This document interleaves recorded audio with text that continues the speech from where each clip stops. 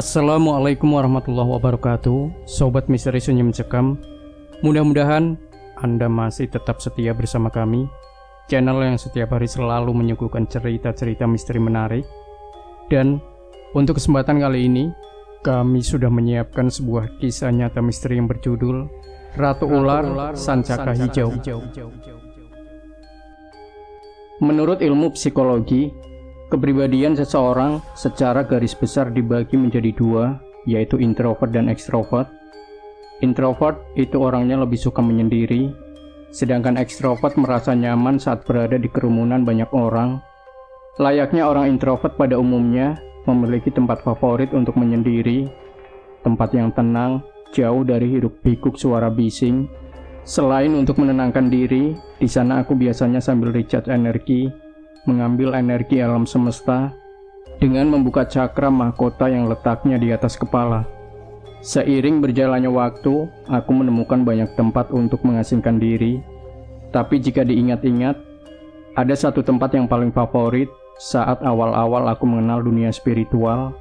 Tadinya aku sempat merahasiakan tempat ini, tapi seiring berjalannya waktu, tempat itu justru dijadikan tempat wisata.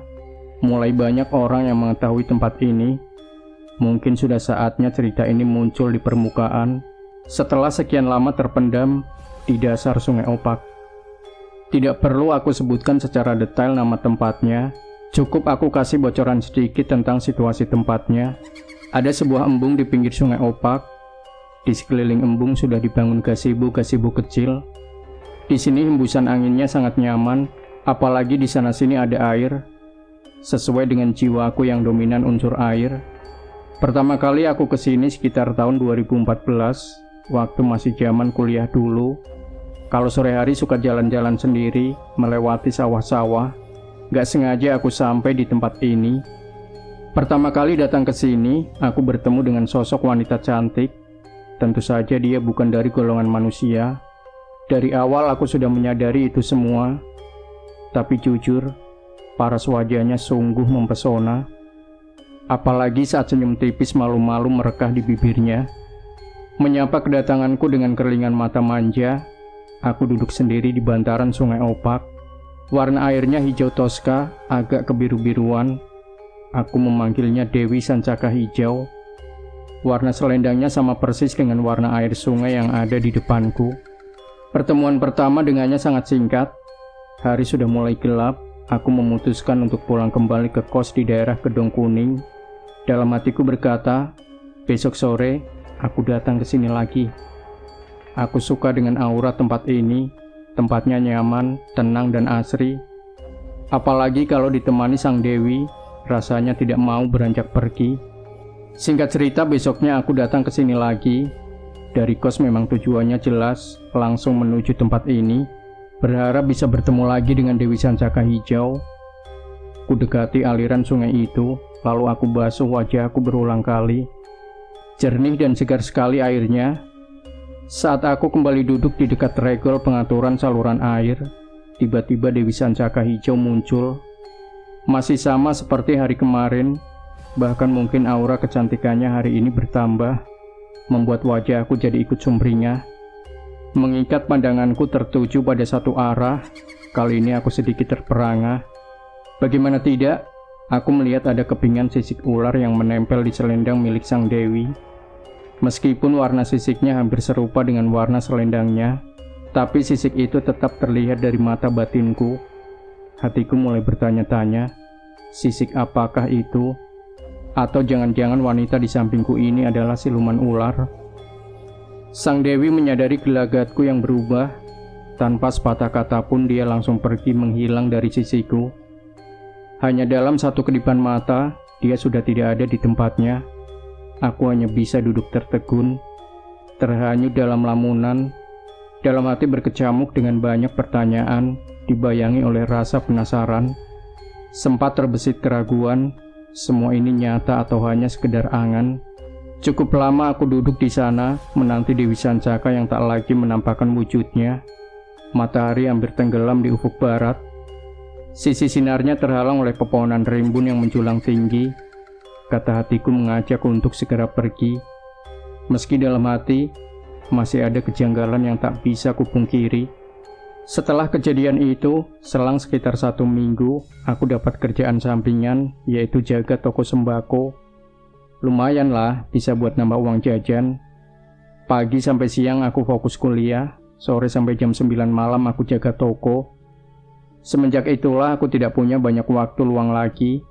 Hari-hari kuhabiskan di kampus dan tempat kerja, sampai aku lupa bahwa ceritaku dengan Sang Dewi belum berakhir. Hari demi hari terus berganti, tahun demi tahun telah kulewati. Di awal tahun 2016, aku memutuskan untuk mengakhiri kerja part-time-ku karena pengen tugas skripsi cepat selesai. Menyusun dan mengetik skripsi memang melelahkan. Di akhir pekan biasanya aku pulang ke rumah Gunung Kidul atau pergi jalan-jalan ke tempat wisata untuk menyegarkan pikiran. Biasanya kalau jalan-jalan aku selalu bersama teman, tapi sore itu hatiku tergerak untuk kembali mengunjungi tempat di mana pertama kali aku bertemu dengan Dewi Selendang Biru Tosca. Aku bergegas OTW ke sana sendirian dari kos. 10 menit kemudian aku sampai lokasi. Aku terkejut karena sudah banyak sekali perubahan. Di sekeliling embung sudah dibangun gazebo. Di beberapa titik ditanam bunga dari pohon hias lainnya. Ditambah lagi ada semacam sirkuit putaran yang bisa digunakan untuk jogging. Rupanya tempat ini sudah disulap menjadi tempat wisata sekarang. Ramai dikunjungi anak-anak muda dan ada beberapa rombongan keluarga. Di sudut embung itu laju motorku terhenti, mendarat di lokasi yang terbilang sepi, memejamkan mata sambil mencoba mencari keberadaan Sang Dewi. Semilir angin lembut menerpa wajahku. Kurasakan kehadiran sosok gaib yang pernah membuatku terpesona. Kali ini dia tidak berani mendekat. Melihatku dari kejauhan, sengaja menghindari keramaian. Melemparkan senyum yang anggun dari wajahnya, memberi isyarat bahwa selama ini dia baik-baik saja. Sebenarnya ada sesuatu yang ingin dia sampaikan, tapi keadaan saat itu sedang tidak memungkinkan. Aku memutuskan untuk datang lagi minggu depan untuk menghindari keramaian. Jangan datang di waktu akhir pekan.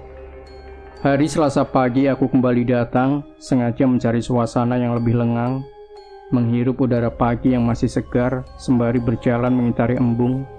Kicauan burung bernyanyi merdu dari kejauhan. Gelombang-gelombang kecil di air akibat ulah ikan-ikan di dalam embung. Ada banyak sekali sosok gaib yang mendiami embung itu. Sebagian besar berwujud wanita, tapi aku tidak tertarik untuk menyapa mereka. Aku kesini karena ingin bertemu Dewi Sancaka Hijau. Setelah lelah berjalan kaki, aku duduk sendiri di salah satu gazebo, sembari melihat ke arah sungai opak yang warna airnya biru Tosca.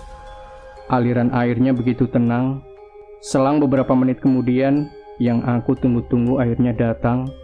Tidak banyak hal yang bisa aku gali darinya. Yang aku tahu, tempat ini adalah kerajaan siluman ular. Sedangkan Dewi Sancaka Hijau adalah salah satu punggawa di sini. Dia bertugas menyambut tamu yang ingin masuk ke dalam istana ular. Yang jelas, tamu dari sesama golongan mereka. Aku di sini bukan berniat untuk bertemu dengan sang ratu ular. Aku hanya ingin menenangkan diri karena aku menyukai energi dari tempat ini. Jika niat kita baik, maka yang menyambut juga dalam wujud yang baik.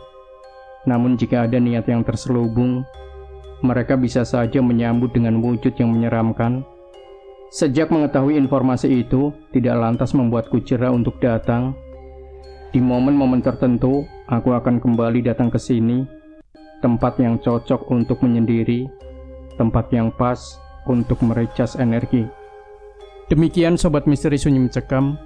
Tinggalkan komentar Anda, like, share video ini, subscribe channel Sunyi Mencekam, dan kembali nantikan cerita-cerita misteri terbaru dari kami. Wassalamualaikum warahmatullahi wabarakatuh.